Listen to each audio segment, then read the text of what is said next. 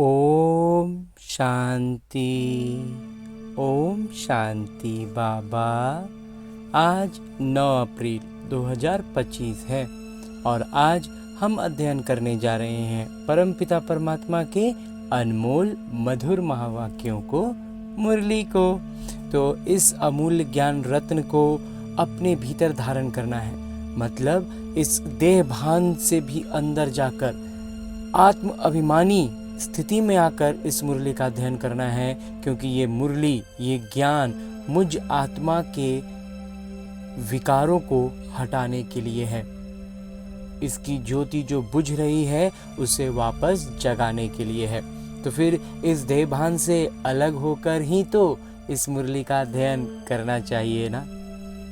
तो चलिए, इसके लिए जो सबसे सहज विधि है कि मैं आत्मा अपने इस देह और देह के भान से एक क्षण से भी कम समय में अलग होकर पहुंच जाता हूं अपने सूक्ष्म शरीर के साथ मधुबन की धरा पर, और उसमें भी खास तौर पर पांडव भवन के उस हिस्ट्री हॉल में, जहां बाबा साकार में मुरलियां चलाया करते थे।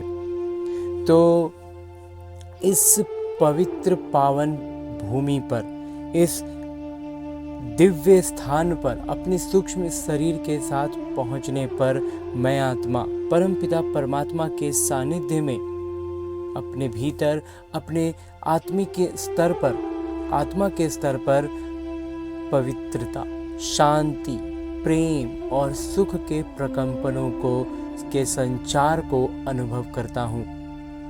और मेरे बाबा दृष्टि रूप से मुझ आत्मा में ज्ञान, प्रकाश और अष्ट शक्तियों का प्रवाह करते हैं और पूरा वातावरण आनंदमयी स्थिति में बदल जाता है, पूरा माहौल आनंदमयी हो जाता है।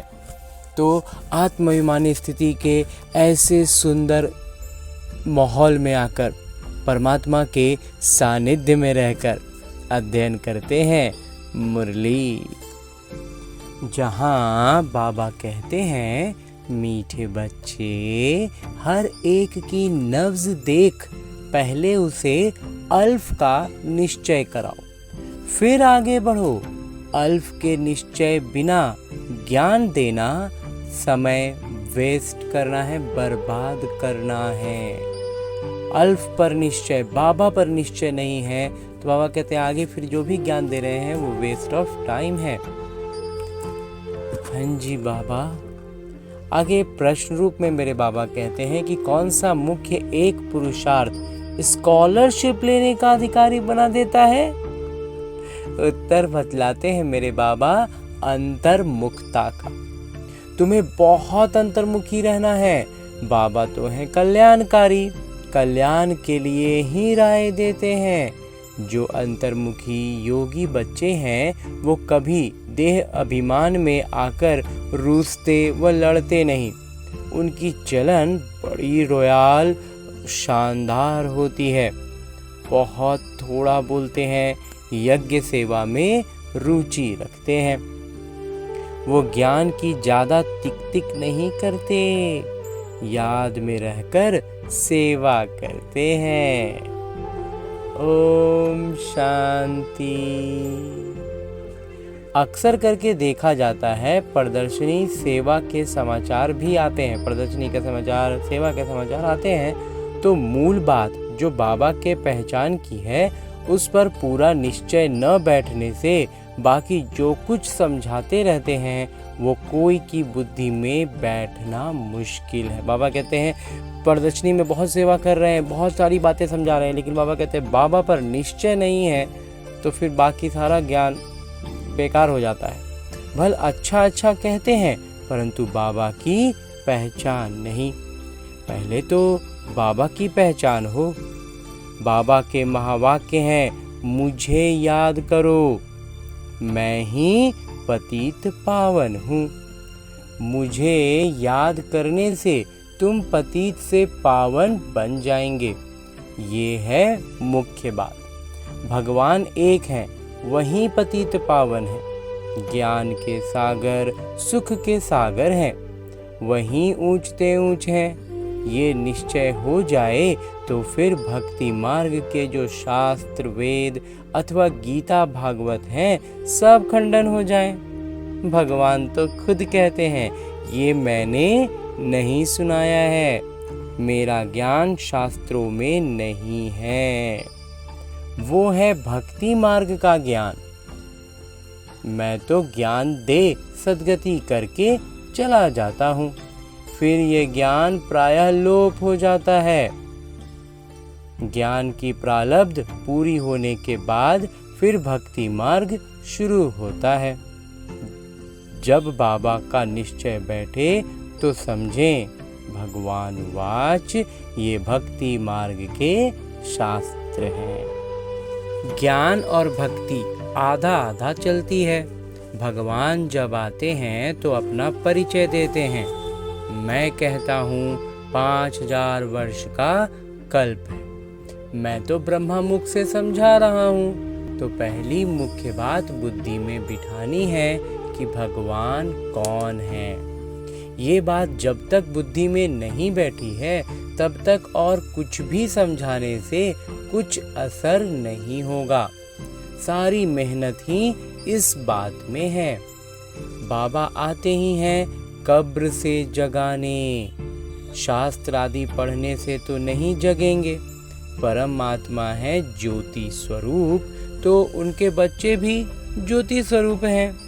परंतु तुम बच्चों की आत्मा पतित बनी है, जिस कारण ज्योति बुझ गई है, तमो प्रधान हो गए हैं। पहले पहले बाबा का परिचय न देने से फिर जो भी मेहनत करते हैं, ओपिनियन आदि लिखाते हैं, उनकी राय भी लिखवाते हैं, वो कुछ काम का नहीं रहता। इसलिए सेवा होती नहीं। वास्तविक अर्थ में सेवा बाबा कहते हैं होती नहीं। खूब मेहनत किए लेकिन वास्तव में सेवा हुई नहीं। उनकी राय लिखवाए, उनका ओपिनियन लिए, उनको तरह तरह का बात समझाएं, लेकिन बाबा पर निश्चय नहीं कराएं, बाबा कहते हैं तब कोई फायदा नहीं हुआ। निश्चय हो तो समझें, बरोबर ब्रह्मा द्वारा ज्ञान दे रहे हैं। मनुष्य ब्रह्मा को देख कितना मूंझते हैं, क्योंकि बाबा की पहचान नहीं है। ब्रह्मा को देखते हैं तो 50 तरह का बात मन में आता है। तुम सब जानते हो भक्ति मार्ग अब पास हो गया है, बीत गया, खत्म हो गया। कलयुग में है भक्ति मार्ग और अब संगम पर है ज्ञान मार्ग। हम संगम युगी हैं, राजयोग सीख रहे हैं, दैवी गुण धारण करते हैं नई दुनिया के लिए। जो संगम युग पर नहीं, वो दिन प्रतिदिन तमो प्रधान बनते ही जाते हैं। उस तरफ तमो प्रधानता बढ़ती जाती है, इस तरफ तुम्हारी संगम युग पूरा होता जा रहा है। बाबा कहते उधर उनकी तमो प्रधानता बढ़ती जा रही है और इधर तुम्हारा संगम युग पूरा होता जा रहा है। ये समझने की बातें हैं ना। समझाने वाले भी नंबरवार हैं। बाबा रोज पुरुषार्थ कराते हैं। निश्चय बुद्धि विजयंती। बच्चों में टिक टिक करने की आदत बहुत है, बाबा को याद करते ही नहीं। याद करना बड़ा कठिन है। बाबा को याद करना छोड़ अपनी ही टिक टिक सुनाते रहते हैं। बाबा के निश्चय बगैर और चित्रों तरफ बढ़ना ही नहीं चाहिए। बाबा कहते हैं बाबा पर निश्चय नहीं हुआ तो और चित्रों की तरफ बढ़ के भी कोई फायदा नहीं है। निश्चय नहीं तो कुछ भी समझेंगे नहीं। अल्फ का निश्चय नहीं तो बाकी बेते में जाना समय वेस्ट करना है। किसी की नब्ज को जानते नहीं। ओपनिंग करने वाले को भी पहले बाबा का परिचय देना है। ये हैं ऊंचते ऊंच पिता, ज्ञान के सागर। बाबा ये ज्ञान अभी ही देते हैं। सतयुग में इस ज्ञान की दरकार नहीं रहती। पीछे शुरू होती है भक्ति और फिर जब सतयुग खत्म होता है तब भक्ति शुरू होती है। बाबा कहते हैं जब मेरी निंदा पूरी होने का समय होता है तब मैं आता हूँ। आधा कल्प उन्हों को निंदा करनी ही है। जिनकी भी पूजा करते उनका ऑक्यूपेशन का पता नहीं। जिनकी पूजा कर रहे हैं उनके बारे में और कुछ भी पता नहीं है। तुम बच्चे बैठ समझाते हो, परंतु खुद का ही बाबा से योग नहीं तो औरों को क्या समझा सकेंगे। भल शिव बाबा कहते हैं, परंतु योग में बिल्कुल नहीं रहते। विकर्म भी विनाश नहीं होते हैं, धारणा नहीं होती है। मुख्य बात है एक बाबा को याद करना। बाबा एकदम स्पष्ट आज कह रहे हैं कि दूसरों को समझाना है, सेवा करनी है, लेकिन खुद अगर योग में नहीं है तो क्या समझा सकेंगे। वो समझाने में सफल नहीं होंगे और ना उनका खुद का विकर्म विनाश होगा, धारणा नहीं रहेगी। तो हर बात बाबा कहते हैं सबसे मुख्य बात है एक बाबा को याद करना। जो बच्चे ज्ञानी तु आत्मा के साथ साथ योगी नहीं बनते, उनमें देह अभिमान का अंश जरूर होगा। योग के बगैर समझाना कोई काम का नहीं है। बाबा कहते हैं जो समझाने वाला अगर वो योग अवस्था में नहीं है तो फिर उसका समझाना कोई काम का नहीं है। फिर देह अभिमान में आकर किसी न किसी को तंग करते रहेंगे। बच्चे भाषण अच्छा करते हैं तो समझते हैं हम ज्ञानी तु आत्मा हैं। बाबा कहते हैं ज्ञानी तु आत्मा तो हो, परंतु योग कम है। ज्ञानी हो गए हो, ज्ञान समझ गए हो, बाबा का बहुत अच्छा स्पष्टता आ गई है, लेकिन योग कम है। योग पर पुरुषार्थ बहुत कम है, योग के प्रति पुरुषार्थ ही कम है। बाबा कितना समझाते हैं, चार्ट रखो। मुख्य है ही योग की बात। बच्चों में ज्ञान के समझाने का शौक तो है, लेकिन योग नहीं है। बाबा कहते हैं समझाने के बहुत शौक है कि ऐसे ऐसे समझाएं, ये पॉइंट समझाएं, नया तरीका से समझाएं, लेकिन बाबा कहते हैं योग नहीं है तो कोई फ़ायदा नहीं है फिर समझाने का। तो योग बगैर विकर्म विनाश नहीं होंगे, फिर पद क्या पाएंगे। योग में तो बहुत बच्चे फेल हैं, समझते हैं हम 100% हैं। खुद को अपने से अगर प्रतिशत बाबा देने के लिए कहें तो खुद को 100% दे देंगे, परंतु बाबा कहते 2% हैं।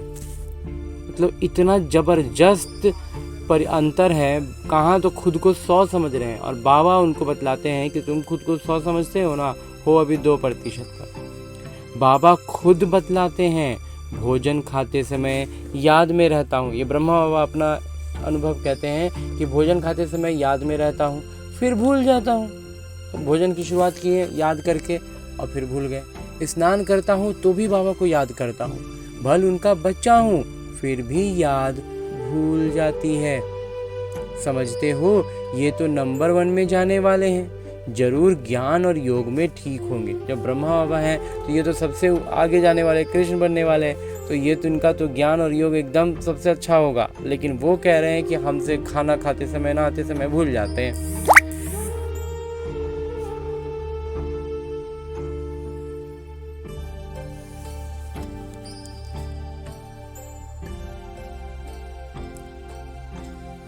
फिर भी बाबा कहते हैं योग में बहुत मेहनत है, ट्रायल करके देखो फिर अनुभव सुनाओ। बाबा कहते हैं योग गाइड ट्रायल करके देखो फिर अनुभव समझाना। समझो दर्जी कपड़ा सिलाई करते हैं तो देखना चाहिए बाबा की याद में रहता हूँ, कपड़ा सिल रहे हैं, अपना काम कर रहे हैं, बाबा का याद है। बहुत मीठे माशूक हैं, बाबा है बहुत मीठे माशूक। उनको जितना याद करेंगे तो हमारे विकर्म विनाश होंगे, हम सतो प्रधान बन जाएंगे। अपने को देखें हम कितना समय याद में रहते हैं। बाबा को रिजल्ट बतानी चाहिए। याद में रहने से ही कल्याण होगा, बाकी ज़्यादा समझाने से कल्याण नहीं होगा। समझते कुछ नहीं है, याद में रहेंगे नहीं, योग अवस्था है नहीं, तो ज़्यादा खाली समझा रहे हैं, नया नया बात तो कह रहे हैं, लेकिन समझ नहीं पाएंगे। अल्प बगैर काम कैसे चलेगा। जब परम पिता परमात्मा पर निश्चय नहीं होगा, उनका परिचय, उनको पहचानेंगे नहीं, तो बाकी बातें बाबा कहते हैं बेकार हो जाती हैं। एक अल्फ का पता नहीं तो बाकी तो बिंदी हो जाती है। मतलब फिर सारी बातों पर फुल स्टॉप ही हो गया, वो बुद्धि के अंदर बात गई नहीं। अल्फ के साथ बिंदी देने से फायदा होता है। परमपिता परमात्मा को पहचानेंगे ना, तब वो परमात्मा बिंदु तब वो काम की बात होगी, तब फिर आगे योग की बात होगी। लेकिन अगर उसमें ही परिचय नहीं हुआ, उसको में ही निश्चय नहीं हुआ, तो बाबा कहते हैं फिर वो सब बिंदी हो गया, सब जाकर शून्य हो जाएगा, खत्म हो जाएगा। बताने का समझाने का कोई फायदा नहीं होगा। योग नहीं तो सारा दिन टाइम वेस्ट करते रहते। बाबा को तो तरस पड़ता है, क्योंकि समय बर्बाद कर रहे हैं, खूब मेहनत कर रहे हैं, कितना समझा रहे हैं, कितना कुछ कर रहे हैं, याद में नहीं है बाबा की प्रत्यक्षता नहीं कर पा रहे हैं, तो फिर समय वेस्ट चला जा रहा है ना। और ये देख करके बाबा को तरस पड़ता है, ये क्या पद पाएंगे, तकदीर में नहीं है, तो बाबा भी क्या करे। बाबा तो घड़ी घड़ी समझाते हैं, दैवी गुण अच्छे रखो, बाबा की याद में रहो।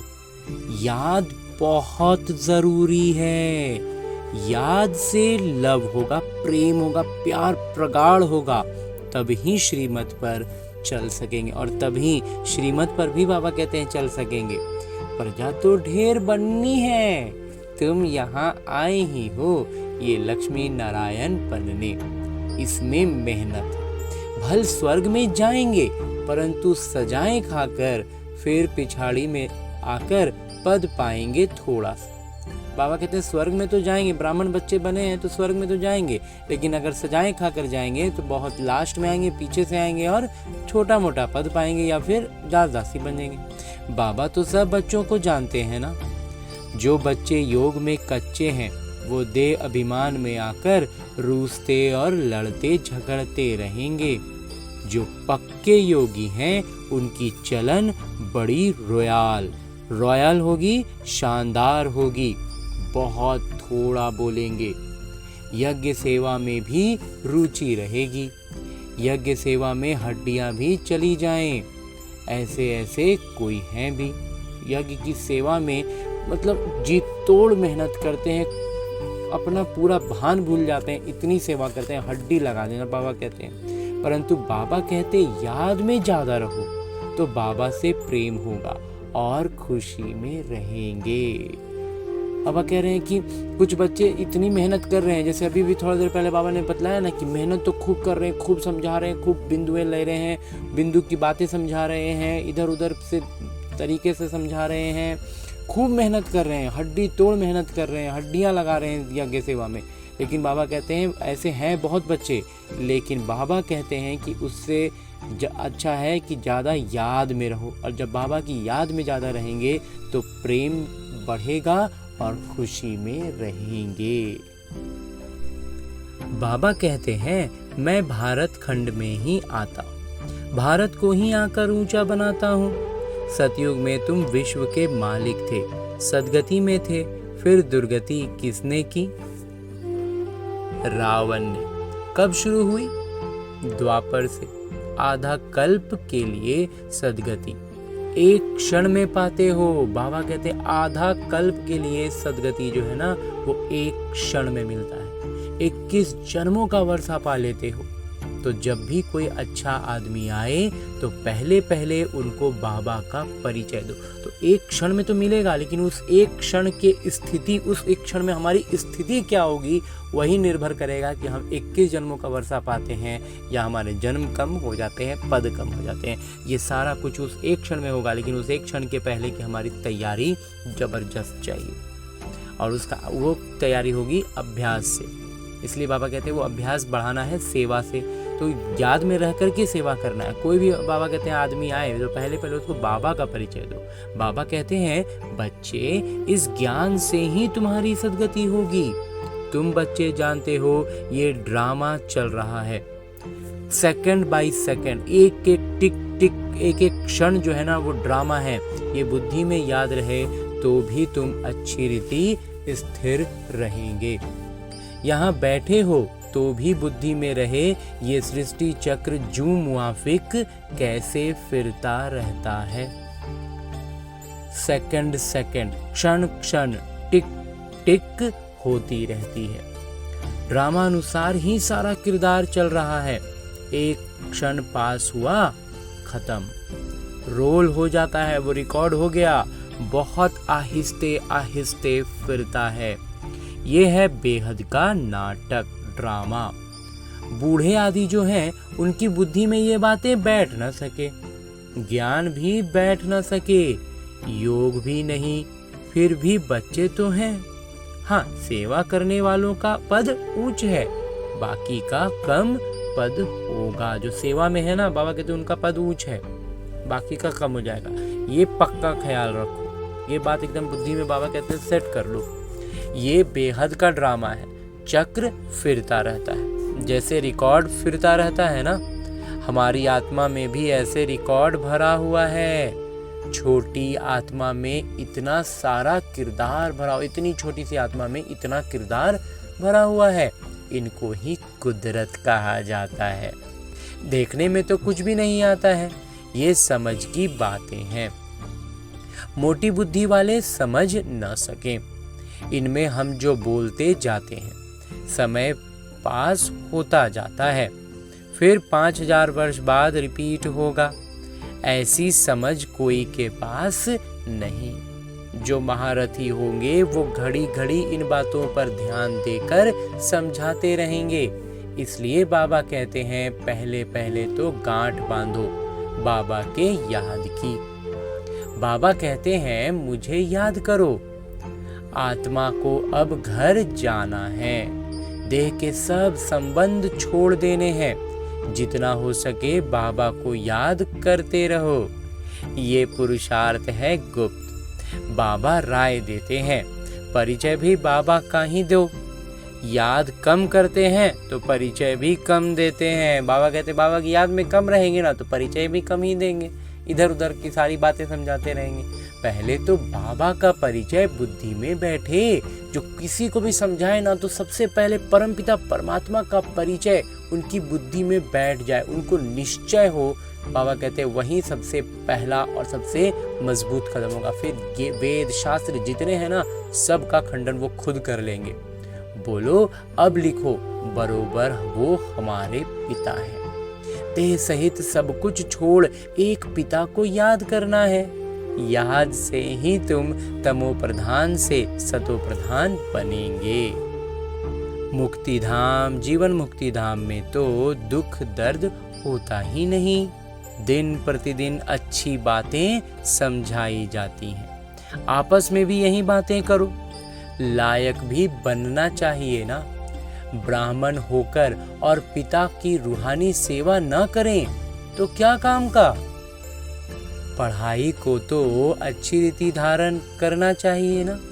बाबा जानते हैं बहुत हैं जिनको एक अक्षर भी धारण नहीं होता है। यथार्थ रीति बाबा को याद करते नहीं हैं। राजा रानी का पद पाने में मेहनत है। जो मेहनत करेंगे वही उच्च पद पाएंगे। मेहनत करें तब राजाई में आ सकते हैं। नंबर 1 को ही स्कॉलरशिप मिलती है। ये लक्ष्मी नारायण स्कॉलरशिप लिए हुए हैं। फिर है नंबर वार, बहुत बड़ा इम्तिहान है ना। स्कॉलरशिप की ही माला बनी हुई है। 8 रत्न है ना, 8 है, फिर है 100, फिर है 16,000। तो कितना पुरुषार्थ करना चाहिए माला में पिरोने के लिए? कितना मेहनत करना है 16,000 की माला में, 100 की माला में या 8 की माला में? अंतर्मुखी रहने का पुरुषार्थ करने से स्कॉलरशिप लेने के अधिकारी बन जाएंगे। तुम्हें बहुत अंतर्मुखी रहना है। बाबा तो है कल्याणकारी, तो कल्याण के लिए ही राय देते हैं। कल्याण तो सारी दुनिया का होना है, परंतु नंबर वार है। तुम यहाँ बाबा के पास पढ़ने के लिए आए हो। तुम्हारे में भी वो छात्र अच्छे हैं जो पढ़ाई पर ध्यान देते हैं। कोई तो बिल्कुल ध्यान नहीं देते हैं। ऐसे भी बहुत समझते हैं जो भाग्य में होगा। पढ़ाई की एम ही नहीं है, पढ़ाई का मतलब लक्ष्य ही नहीं रखते हैं कि पढ़ना है और ऊंचा बढ़ना है। तो बच्चों को याद का चार्ट रखना है। हमको अब वापस घर जाना है। ज्ञान तो यहाँ ही छोड़ जाएंगे। ज्ञान का किरदार पूरा हो जाता है। यहीं पर हम अपना परिवर्तन कर लिए, ज्ञान का काम यहीं खत्म। आत्मा इतनी छोटी, उनमें कितना किरदार है, वंडर है ना। ये सारा अविनाशी ड्रामा है। ऐसे ऐसे भी तुम अंतर्मुखी हो, अपने से बातें करते रहो तो तुमको बहुत खुशी हो कि बाबा आकर ऐसी बातें सुनाते हैं कि आत्मा कभी विनाश नहीं होगी, आत्मा का कभी विनाश नहीं होगा। ये सारी बातें बाबा ही हमें बतलाते हैं ना। तो ड्रामा में एक एक मनुष्य का, एक एक चीज का किरदार नूंधा हुआ है। इनको बेअंत भी नहीं कहेंगे। अंत तो पाया है, परंतु ये है अनादि, मतलब ये चक्र में है। कितनी चीजें हैं, इनको कुदरत कहें। ईश्वर की कुदरत भी नहीं कह सकते, वो कहते हैं हमारा भी इसमें किरदार है। बाबा कहते हैं ये जो कुदरत है ना, ये बाबा की कुदरत वाले कहते हैं नहीं है, क्योंकि इसमें मेरा भी तो किरदार है, इसलिए मेरा भी बनाया हुआ नहीं है, बनाया है। बाबा इस बात को सीधे गौन कर देते हैं, मौन हो जाते हैं। यहाँ पे कहते हैं उधर माथा लगाने की ज़रूरत नहीं है। ड्रामा में चक्र है और इसमें हमें अपना पुरुषार्थ करना है, पतित हो गए पावन बनना है, इसी चक्र के हिसाब से अपनी बुद्धि चलानी है और उच्च पद लेना है। सुखों में हिचकोरे लगाने, मजे करने हैं। आगे पीछे कल्प कैसे चला, चक्र कैसे घुमा, क्यों बना, किसने बनाया, बाबा कहते उधर सोचना नहीं है, सब व्यर्थ बातें हैं। वो एक तरह से कहें तो माया उधर उलझाने की कोशिश करती है ताकि हम पुरुषार्थ में पीछे रह जाए। तो हमें इस बार पर पूरा ध्यान देना है। हाँ जी बाबा। अच्छा, मीठे मीठे सिकिलते बच्चों प्रति माता पिता बाबा का याद प्यार और आशीर्वाद। रूहानी बाबा की रूहानी बच्चों को नमस्ते। हम रूहानी बच्चों की ओर से रूहानी माता पिता को याद प्यार और प्रणाम। धन्यवाद बाबा, धन्यवाद। मुरली के लिए भी धन्यवाद और इस अनूठे अलौकिक ब्राह्मण जीवन के लिए भी बहुत बहुत बहुत धन्यवाद बाबा, बहुत धन्यवाद। आगे आज की मुरली से लिए गए वो प्रमुख बिंदु हैं जिन्हें हमें अपने ब्राह्मण जीवन में धारण करने हैं और ब्राह्मण सो फरिश्ता, फरिश्ता सो देवता बनना है। तो उसके लिए जो सबसे पहली बिंदु है वो है योग में बहुत मेहनत है। ट्रायल करके देखना है कि कर्म में कितना समय बाबा की याद रहती है, कर्म करते हुए कितना समय बाबा की याद रहती है। याद में रहने से ही कल्याण है। मीठे माशूक को बहुत प्यार से याद करना है, याद का चार्ट रखना है, याद का पूरा अपने आप में रखना है उस बात को बुद्धि में कि कितना समय याद कर पाए, कितना समय छूटा, क्यों छूटा, कैसे उसको ठीक कर लें। इसका पूरा बाबा कहते हैं मंथन होना चाहिए, चार्ट होना चाहिए, कितना कब छूटा, कब रहा। दूसरा है महीन बुद्धि से इस ड्रामा के राज को समझना है। ये बहुत बहुत कल्याणकारी ड्रामा है। हम जो बोलते हैं वह करते हैं, वह फिर 5000 वर्ष बाद रिपीट होगा। इसे यथार्थ समझ खुशी में रहना है। हमने जो बोला, जो कहा, बाबा कहते हैं ये 5000 वर्ष बाद अब सीधे रिपीट होगा। हाँ जी बाबा। और आगे मेरे बाबा वरदान दे रहे हैं।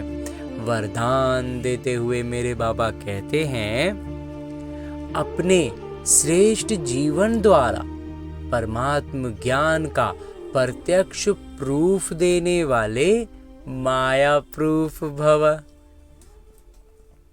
हाँ जी बाबा, माया का प्रूफ, माया से प्रूफ हो जाएगा। माया हमें छू भी नहीं पाएगी, हमारे पास नहीं भटक पाएगी। कब? जब हम अपना श्रेष्ठ जीवन परमात्म ज्ञान को प्रत्यक्ष करने में लगा देंगे। तो जब हम परमात्मा का प्रत्यक्षता करने लग जाएंगे, उनके ज्ञान का प्रत्यक्ष प्रूफ बन जाएंगे, तो फिर माया कहाँ भटक पाएगी पास में। विस्तार से बाबा कहते हैं कि स्वयं को परमात्म ज्ञान का प्रत्यक्ष प्रमाण व प्रूफ समझने से माया प्रूफ बन जाएंगे। बाबा के ज्ञान का प्रत्यक्ष प्रमाण है, हम जीते जागते उनके ज्ञान का उदाहरण बन जाएं। तो बाबा कहते हैं इसका मतलब क्या हो गया, माया से प्रूफ हो गया ना, प्रत्यक्ष प्रूफ है आपके श्रेष्ठ पवित्र जीवन। और इसका प्रूफ बाबा कहते हैं क्या है, श्रेष्ठ पवित्र जीवन, सबसे बड़ी असंभव से संभव होने वाली बात, प्रवृत्ति में रहते पर वृत्ति में रहना, देह और देह की दुनिया के संबंधों से पर यानी न्यारा रहना। देह और देह की दुनिया में जो भी संबंध है उन सबसे बाबा कहते हैं न्यारा होकर रहना, पुराने शरीर की आंखों से पुरानी दुनिया की वस्तुओं को देखते हुए न देखना, अर्थात संपूर्ण पवित्र जीवन में चलना। यही परमात्मा को प्रत्यक्ष करने व माया प्रूफ बनने का सहज साधन है। हाँ जी बाबा। और अंत में स्लोगन है, मुरली का उपदेश है, अटेंशन रूपी पहरेदार ठीक है तो अति इंद्रिय सुख का खजाना खो नहीं सकता। बाबा कहते हैं जब हर वक्त अटेंशन रहेगा, कभी भी माया किसी भी रूप में आया और तुरंत उसको पहले ही पहचान लिए, दूर से ही पहचान लिए, तब तो माया पास आया ही नहीं, तो अति इंद्रिय सुख में ही रहेंगे ना, तो वो कभी खोएगा नहीं। हाँ जी बाबा। और परमपिता परमात्मा से इतना श्रेष्ठ ज्ञान मुरली सुनने के बाद, वरदान प्राप्त करने के बाद, अब मेरे बाबा इसी अव्यक्त रूप में स्थित रहकर एक इशारा भी देते हैं। और इन इशारों के लिए इस पूरे महीने में बाबा ने जो एक श्रीमत दी है वो है, कंबाइंड रूप की स्मृति से सदा विजयी बनो। जैसे आत्मा शरीर के साथ कंबाइंड रूप में रहकर ये जीवन जीती है, ऐसे ही ये आत्मा परमात्मा के साथ कंबाइंड हो जाए। और जब परमात्मा इतने निकट होंगे, हम परमात्मा के सानिध्य में निरंतर होंगे, तो फिर माया आसपास तो भटक ही नहीं सकती। तो जब माया आसपास नहीं होगी तो हम विजयी ही होंगे ना। तो इसीलिए तो बाबा कह रहे हैं कि कंबाइंड रूप की स्मृति से सदा विजयी बनो। और इस श्रीमत पर आज के लिए परमात्मा जो इशारा देते हैं वो है कि बाबा को कंपेनियन तो बनाया है, उनको अपना सहयोगी साथी बनाया है, अब उसे कंबाइंड रूप में अनुभव करो। अब उनको एकदम साथ में, हम और वो एकदम साथ हैं, ऐसा अनुभव करो। इस अनुभव को बार बार स्मृति में लाते लाते स्मृति स्वरूप बन जाओ। हमारा शरीर से फिर हम नहीं, मैं आत्मा नहीं, परमात्मा झलके। बार बार जांच करो कि कंबाइंड हूँ, किनारा तो नहीं कर लिया। जितना कंबाइंड रूप का अनुभव बढ़ाते जाएंगे उतना ब्राह्मण जीवन बहुत प्यारी मनोरंजक अनुभव होगी। हाँ जी बाबा। बाबा कह रहे हैं कि जितना ज़्यादा कंबाइंड रूप का अनुभव बढ़ाते जाएंगे, बार बार इसको चेक करो कि कंबाइंड हूँ कि किनारा हो गया, कहीं बाबा हाथ छूट तो नहीं गया, बाबा के साथ कंबाइंड में नहीं, तो ऐसा तो नहीं होगा कि मैं कंबाइंड नहीं हूँ, बाबा की स्मृति से भूल गए, बाबा का सानिध्य से बाहर आ गए। तो इन सब बातों को बार बार चेक करते रहो। बुद्धि रूपी अटेंशन, बाबा ने कहा ना, पहरेदार खड़ा होगा तो अतीन्द्रिय सुख में होंगे। तो अतीन्द्रिय सुख क्या है? कंबाइंड रूप का अनुभव। और ये जितना बढ़ता जाएगा ब्राह्मण जीवन, बाबा कहते हैं प्यारा तो होगा ही, मनोरंजक भी अनुभव होगा। हाँ जी बाबा। और परमपिता परमात्मा से इतना श्रेष्ठ अव्यक्त इशारा लेने के बाद अब वक्त है कि इन सारे ज्ञान रत्नों को अपने इस जीवन में लागू करें। इस अभ्यास को बार बार दोहराएं ताकि हम अपने उस वास्तविक आत्मिक अवस्था तक पहुंच पाएं। तो इस अभ्यास को करने के लिए ढेर सारी शुभभावना और शुभकामनाओं से भरपूर होकर लौटते हैं अपने इस लौकिक किरदार में। अच्छा, ओम शांति।